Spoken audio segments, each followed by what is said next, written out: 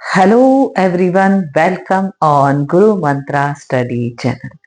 बेटे, हम 9th class को पढ़ रहे थे। पिछली क्लास में मैंने आपको बोला था कि मैं सिंगल वीडियो में पूरा मैथ कराने वाली हूँ, लेकिन कुछ ऐसे सर्कमस्टांसेस रहे कि उस वीडियो में हम उन मैथ को पूरा नहीं कर पाए। तो आज हम 9th क्लास के मैथ को पूरा कर लेते हैं, पढ़ लेते हैं कि हम किस तरीके से जो हमारे 5 मार्क्स का मैथ आने वाला है उसको हम कवर कर पाएंगे।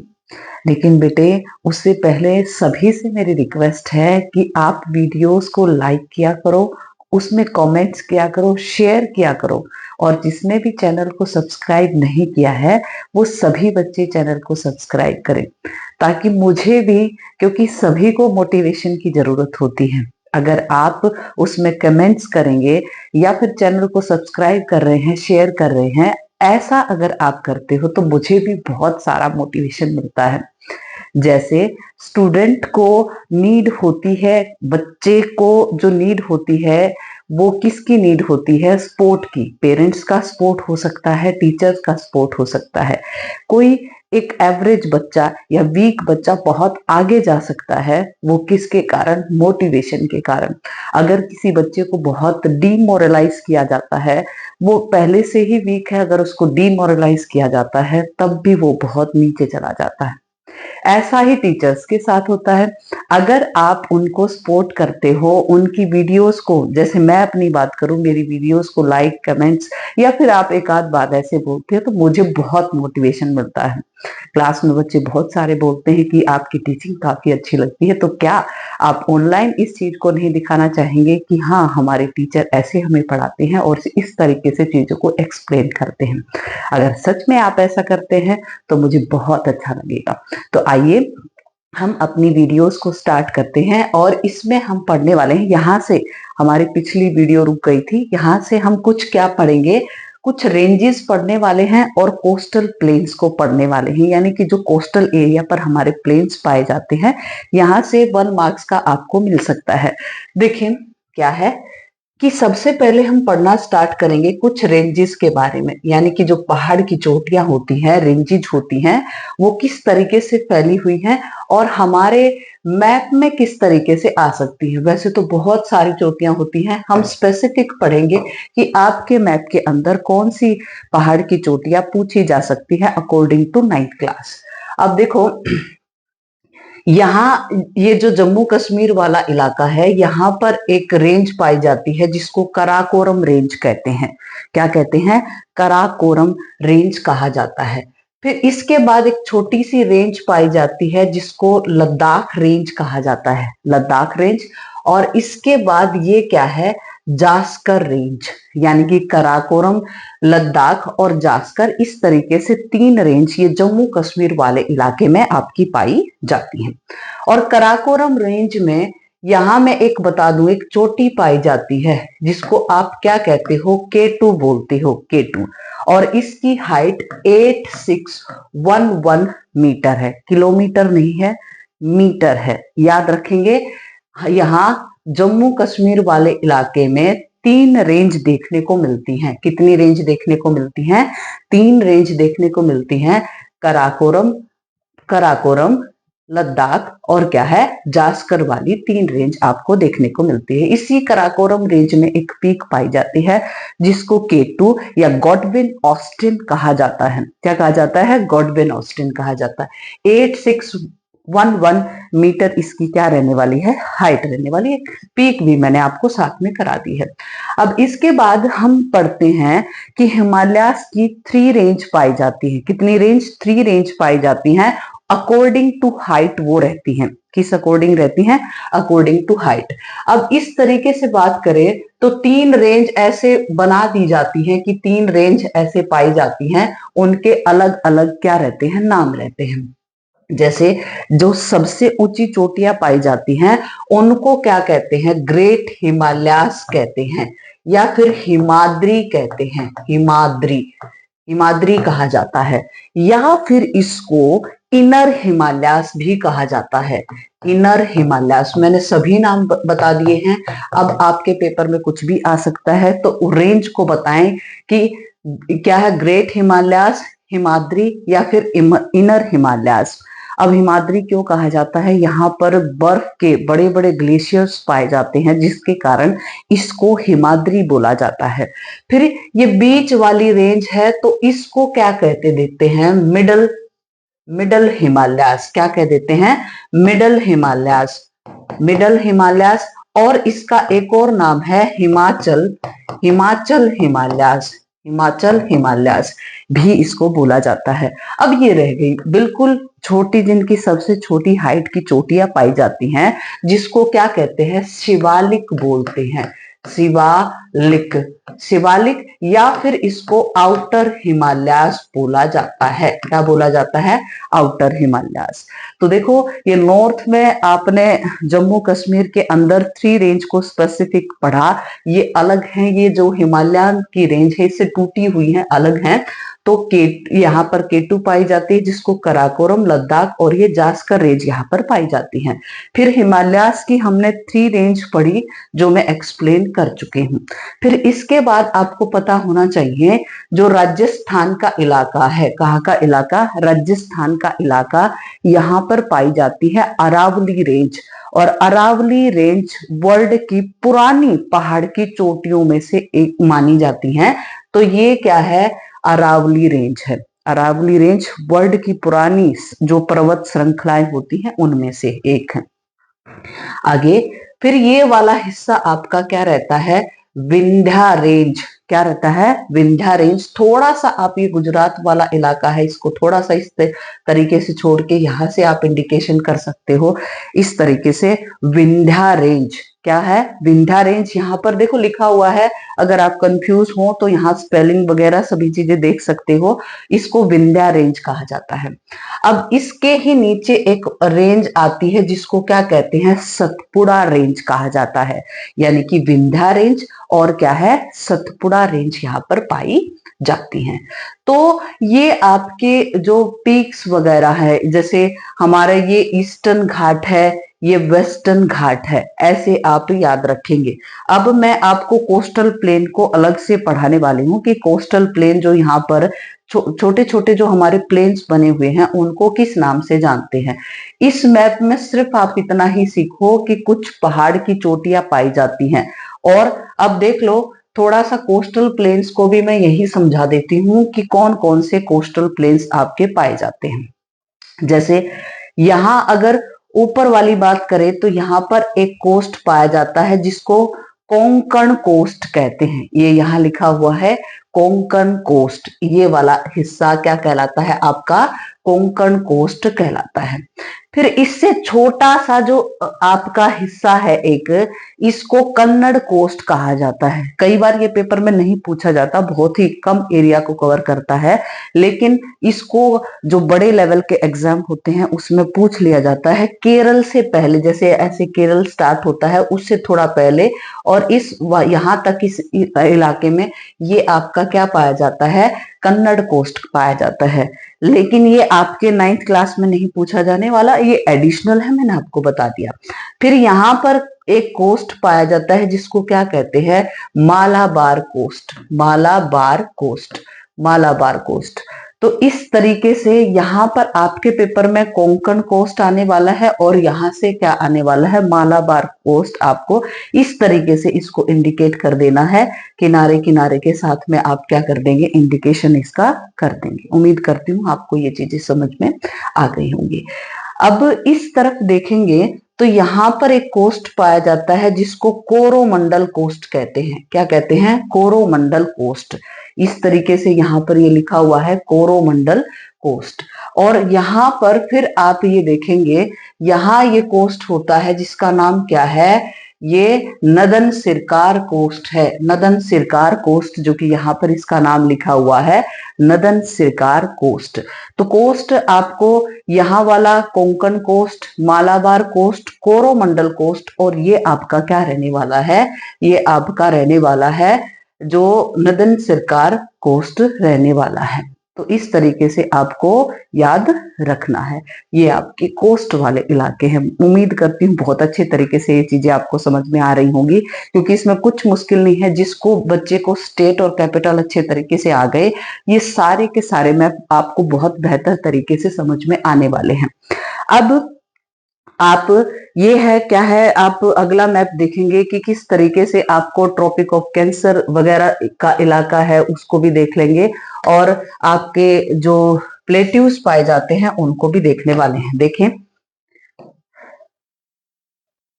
ये फिजिकल फीचर्स ऑफ इंडिया है, उसी से मैप रहने वाले हैं। इसमें हम 3 पीक्स, जो बड़ी बड़ी पीक्स हैं, उनको पढ़ने वाले हैं, जो कि एक पीक को मैं पिछले जो मैप है उसमें बता चुकी हूँ।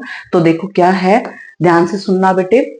अब ये है, ये रेंज मैंने अभी आपको बताई थी, ये K2 है। K2 है कराकोरम रेंज में ये पीक पाई जाती है, और इसकी हाइट मैंने आपको बताई थी 8611 मीटर इसकी हाइट क्या है, रहने वाली है।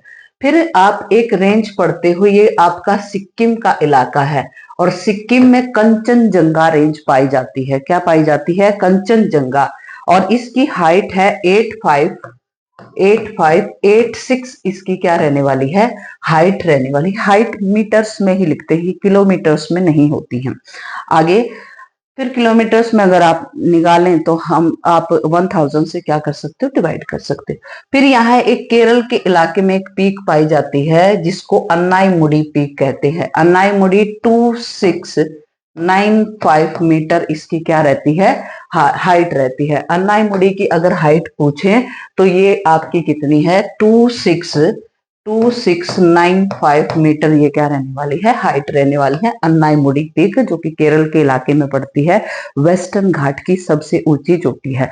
अब देखो ये हाइट इतनी दिखाई दे रही है, तो इसका मतलब यहाँ जो हमारी क्या है, इधर वाली जो रेंजेस पाई जाती हैं उसमें हाइट ज्यादा रहती है। जैसे जैसे साउथ की तरफ आते हैं तो जो रेंजेस की हाइट है वो क्या हो जाती है, कम हो जाती है। बहुत आसान है।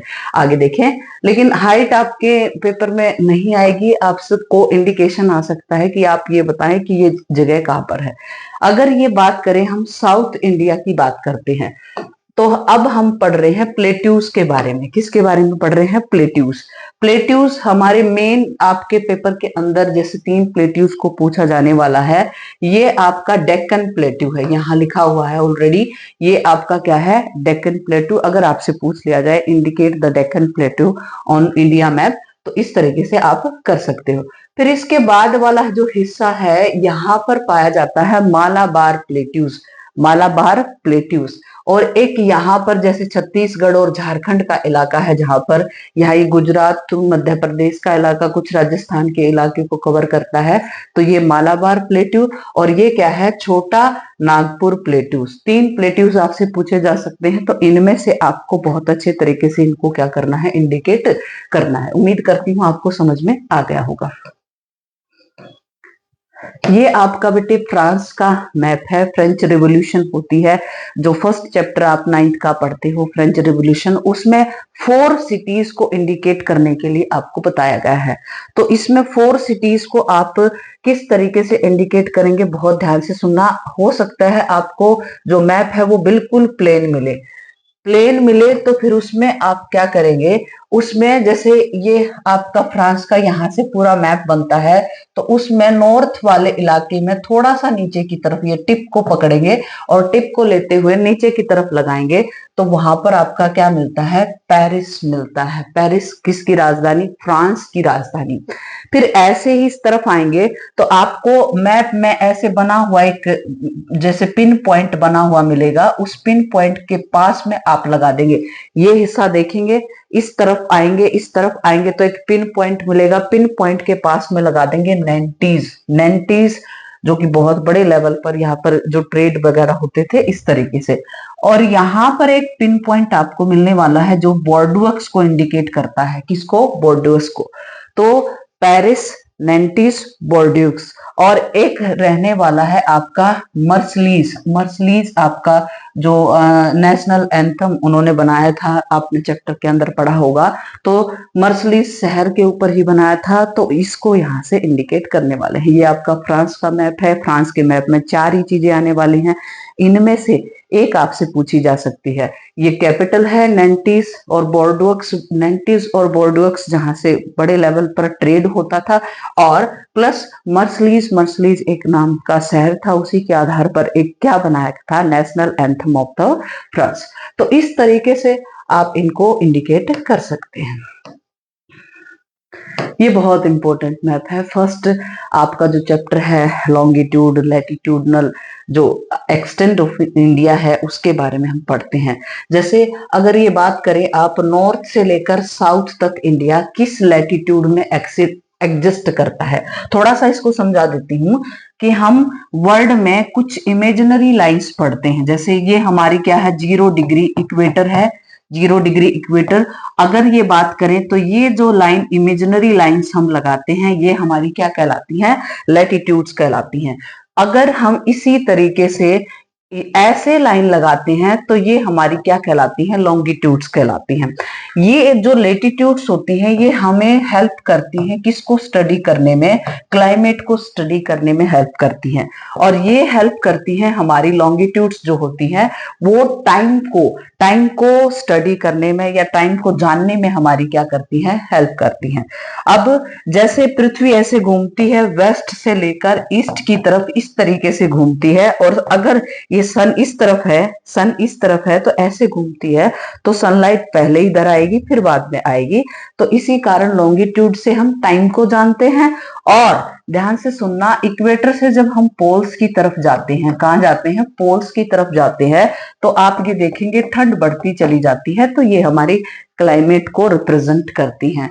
तो इस तरीके से हम ये देखना चाहते हैं कि हमारा इंडिया कहां पर है। बहुत ध्यान से सुनना, इंडिया यहाँ पर एग्जिस्ट करता है, यहाँ पर एग्जिस्ट करता है। तो ये डायरेक्शन देखो, ये नॉर्थ आप पढ़ते हो, साउथ, ईस्ट, और ये क्या है, वेस्ट, ऐसे पढ़ते हो। तो हमारा इंडिया अगर प्रॉपर तरीके से अर्थ पर देखें तो ये हमारा नॉर्थ ईस्ट में एग्जिस्ट करता है। पहली बात बहुत इंपॉर्टेंट है, यहां मैं आपको समझाने वाली हूं।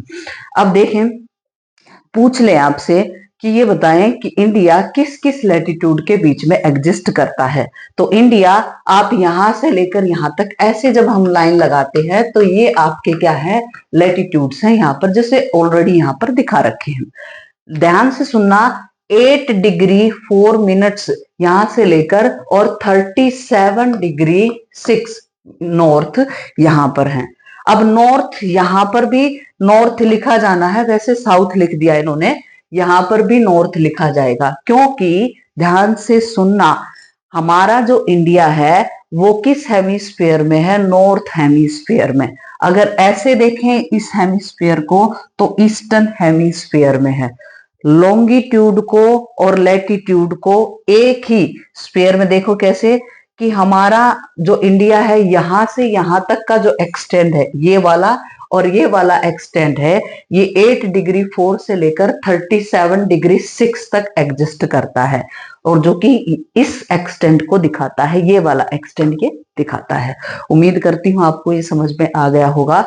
और ये वाला एक्सटेंड नॉर्थ हेमिस्फीयर को, नदर्न हेमिस्फीयर को ये दिखाता है।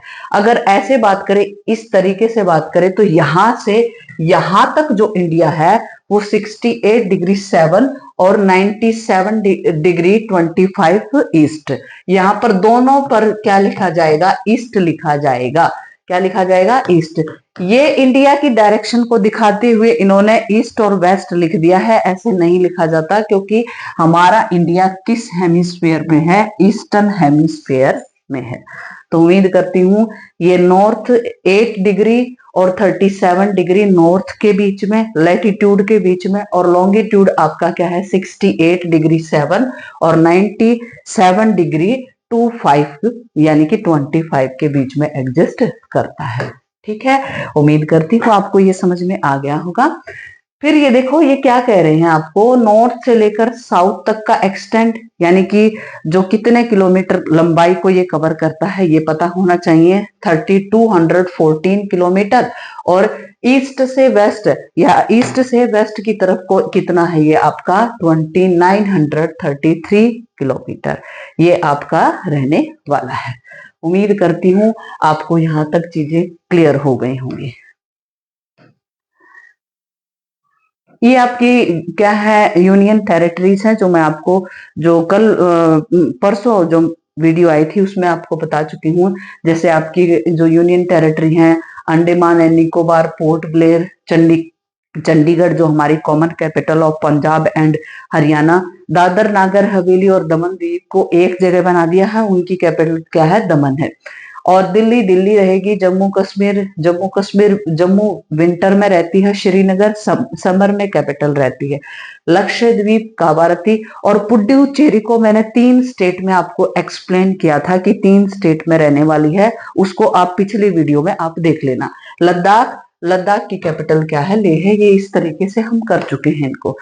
ये थैंक यू मैंने बीच में डाला, ये इसलिए बीच में डाला क्योंकि मैं आपको बहुत बहुत धन्यवाद करना चाहती हूँ कि बहुत सारे बच्चे ऐसे हैं जो बहुत सपोर्ट करते हैं, वीडियोस को देखते हैं, कमेंट्स भी करते हैं। उनका मैं तहे दिल से धन्यवाद करना चाहती हूँ कि जो मेरा चैनल है वो ठीक ठाक चल रहा है, अच्छा चल रहा है। आप वीडियोस को पसंद करते हैं, मेरी मेहनत को अप्रिशिएट करते हैं, उसके लिए आपका बहुत बहुत धन्यवाद बेटे। सभी बच्चों का बहुत मैं थैंकफुल हूँ कि आप मुझे इतना सपोर्ट करते हैं, क्लासेस में भी और मुझे ऐसे ऑनलाइन भी काफी सपोर्ट मिलता है। Thank you so much.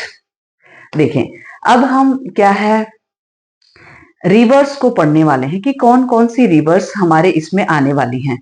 तो देखें, रिवर्स कौन कौन सी हम पढ़ेंगे कि कुछ मेन रिवर्स आपकी आने वाली हैं। वैसे बहुत सारी ट्रिब्यूटरीज भी होती हैं जो कि क्या है, बड़ी जो रिवर्स होती हैं उनको सपोर्ट करने का काम करती हैं, लेकिन हम यहाँ सिर्फ मेन रिवर्स को पढ़ने वाले हैं। जैसे हम पढ़ेंगे, इंडस को पढ़ेंगे, या फिर क्या है, आप पढ़ने वाले हैं गंगा को, यमुना को, महानदी, ऐसे ही इन सभी नदियों को पढ़ने वाले हैं। तो हम बात करेंगे जो इंडस रिवर है। इंडस रिवर इस तरीके से ओरिजिनेट होते हुए और ये जाती है पाकिस्तान के अंदर, और यहां से होते हुए, पाकिस्तान से होते हुए ये कहाँ चली जाती है, अरेबियन सी के अंदर चली जाती है, जैसे आपको क्लासेस में बताया गया है वैसे ही। तो इंडस रिवर के बाद फिर हम किसको देखेंगे, गंगा रिवर, जहां से तुमने ये अलकनंदा और भागीरथी वगैरह को भी पढ़ा होगा। ये डिटेल ज्यादा हो जाती है, लेकिन आपको ये पता होना चाहिए, ये जो गंगा रिवर है ये उत्तराखंड के इलाके से होते हुए और ये आपका यूपी वाला इलाका, बिहार, इस तरीके से होते हुए ये यहाँ पर लास्ट में कहाँ चली जाती है, ये आपकी बांग्लादेश में जाकर। और जो आप ब्रह्मपुत्र रिवर जो यहाँ से पढ़ते हो, ये ब्रह्मपुत्र रिवर जो यहाँ से पढ़ते हो और ये बांग्लादेश में जाकर ये दोनों आपस में क्या कर जाती हैं, मिल जाती हैं। तो ये इंडस रिवर, ये आपकी गंगा रिवर और गंगा की सबसे बड़ी ट्रिब्यूटरी ये कौन सी है, आपकी यमुना रिवर। कौन सी है, यमुना। तो आपसे इनमें से पूछा जा सकता है कि आप इंडस रिवर को इंडिकेट करें मैप पर, तो थोड़ा सा आप अगर यहां से और ऐसे ही घुमा रहे तो गलत हो जाएगा। 19-20 चल जाता है कि थोड़ा बहुत इधर उधर हो जाए तो कोई दिक्कत नहीं, लेकिन आपको इसको इस तरीके से, जो आपका पाक ऑक्युपाइड कश्मीर है उस वहां से होते हुए, पाकिस्तान से होते हुए, इस तरीके से आपको इंडिकेट करना है। और ये आपकी गंगा रिवर है। गंगा रिवर फिर लास्ट में बांग्लादेश में जाती है, दोनों नदियां आपस में मिलती हैं, एक बहुत बड़े डेल्टा का निर्माण करती हैं, जिसको क्या कहते हैं, सुंदरबन डेल्टा कहा जाता है। उम्मीद करती हूँ ये आपको समझ में आ गई होगी। फिर आपने यहाँ पर रेंजेज को पढ़ा था, विंध्या रेंज और सतपुड़ा रेंज। विंध्या और सतपुड़ा के बीच में एक नदी का नाम है जिसका नाम क्या है, नर्मदा रिवर। नर्मदा रिवर की फॉर्मेशन होती है। फिर जो सतपुड़ा है उससे नीचे की तरफ मिलती है आपको, क्या है, कौन सी मिलती है, तापी नदी यहां पर पाई जाती है। फिर यहां से बात करें तो एक नदी है जिसका नाम क्या है, महानदी। महानदी भी एक डेल्टा बनाती है। डेल्टा क्या होता है, लास्ट में नदी जब अपना पानी गिराने को होती है उससे पहले वो बहुत सारा डिपोजिशन करती है, मिट्टी का डिपोजिशन, सिल्ट, सोयल, सभी डिपोजिशन होती है और नदियां वहां से चैनल्स में बट जाती है, यानी कि कुछ हिस्से में पानी बह रहा है, कुछ हिस्से में डिपोजिशन बहुत ज्यादा हो रहा है, तो इस तरीके से डेल्टा बनता है। तो ईस्टर्न कोस्ट पर जाने वाली जो नदियां हैं मैक्सिमम क्या बनाती हैं, डेल्टा बनाती हैं। ये नदियां क्या है, एस्चुरी बनाती हैं। ये गहरी खाइयों से होते हुए ऊंचाई से नीचाई की तरफ जाती हैं, तो जिसके कारण यहाँ पर डेल्टा नहीं बन पाता है, एस्चुरी बनाती हैं। आगे ये वाला हिस्सा आप, जैसे ये नदी महानदी, और यहां से आप इंडिकेशन करेंगे ये क्या है, आपकी गोदावरी रिवर, और इस तरीके से ये आपका क्या बनाती है, डेल्टा बनाती है। यहाँ ये नदी है, देखो ये वेस्टर्न घाट की जो चोटियां पाई जाती हैं उनसे निकलने वाली ये नदियां हैं, और इससे नीचे गोदावरी से नीचे क्या है, आपकी कृष्णा रहने वाली है। और कावेरी, जो कि 2-3 स्टेट का डिस्प्यूट हमेशा इस नदी पर रहता है, और जैसे ये नदी आपके ये क्या है, थोड़ा सा ये पानी केरला है या फिर कर्नाटक, तमिलनाडु, इन सभी स्टेट में इनका डिस्प्यूट रहता है, झगड़ा रहता है इस नदी के ऊपर, कावेरी। और ये मुझे बताना कमेंट बॉक्स में कि तमिलनाडु में कौन सी हवा के कारण, यानी कि किस डायरेक्शन से क्या है बारिश आने की संभावना रहती है, आप मुझे बता सकते हैं।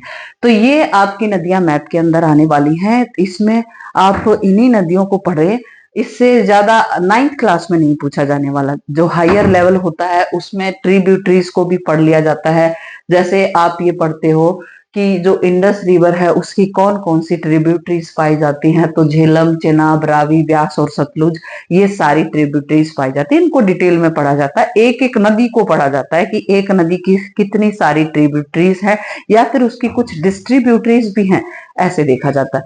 आपके 9th क्लास में जैसे इंडस को आप इंडिकेट करेंगे, गंगा, यमुना, ब्रह्मपुत्र को भी कर लेंगे, महानदी, गोदावरी, कृष्णा, और ये कावेरी, नर्मदा, और ये क्या रहने वाली है, तापी रिवर रहने वाली है। तो उम्मीद करती हूँ आपको ये सभी बातें समझ में आ गई होंगी। ये आपका सेकंड पार्ट था जिसमें हम पूरे मैप को कवर कर चुके हैं।